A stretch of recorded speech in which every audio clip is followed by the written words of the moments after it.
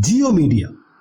Now this GeoMedia, the USP of this GeoMedia is that it's a full-fledged GIS package.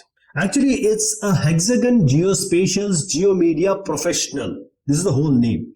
Hexagon is the main company, that is the umbrella company, and GeoMedia is one of the product of this company.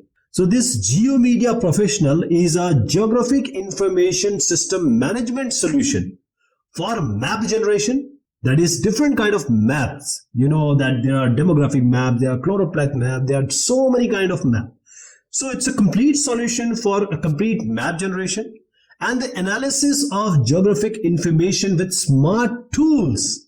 And these smart tools are state-of-the-art tools, and I'm talking about the data analytic part. That is why analysis is important. So this GeoMedia provides the analysis of geographic information, and it employs these smart tools for that are capable of capturing and editing the spatial data.